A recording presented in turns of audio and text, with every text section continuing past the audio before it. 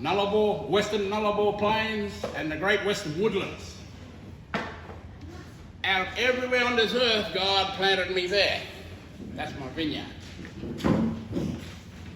Okay?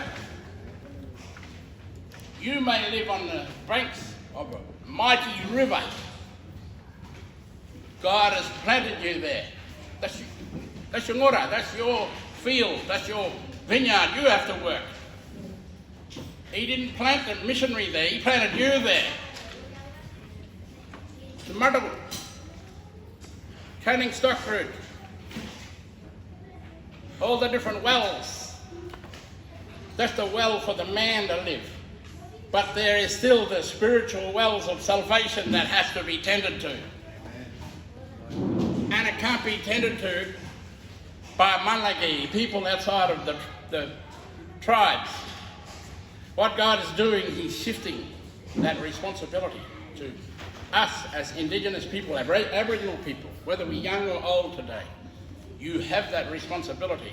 I'll tell you a story about where I come from my responsibility. Okay? Or my daddy's right, Martin right. Well, this is about Ngaju. When the Dutch sailing ship came around the south coast of Western Australia, 1627, and he looked on the land, the white fella, he looked, and he seen some smoke over there. He went, some more white fellas come, Frenchmen's, Englishmen's, they all come around their boats. And every time they try to come in and connect with our mob, they see the fireplaces and the big burning spot patches where we're burning out the country, but they've never seen the people. People are gone, hiding away. And when the white fella did catch up with the black fella, with the Ngaju, guess what? The Ngaju, he was more scared of the horses than he was of the white fella. Yeah? And so our history shows that there was a connection there in the beginning, and that connection comes back to God. We are made in the image of God. Whether black skin, white skin, it doesn't matter. Don't be led by those racial separation talks. We are made in the image of God. We got the same blood, the same life-giving in us. Now, when the white fellow stepped his foot on the beach and he seen my mob there with a fire, and he pointed, "Hey, look at this mob. They look like the Israelites."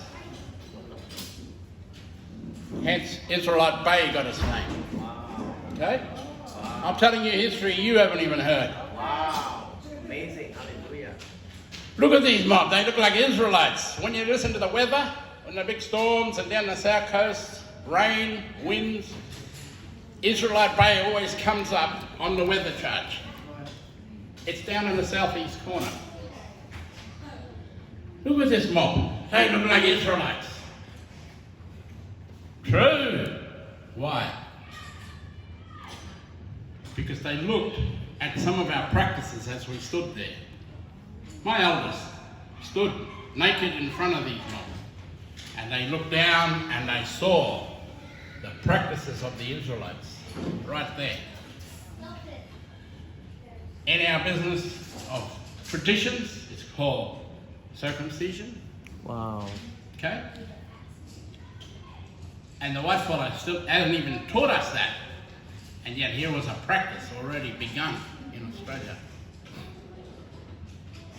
Where did that come from? We know it's there in our community. Any one of our tongues here, we know it's there. But where did that come from? How did we end up with that?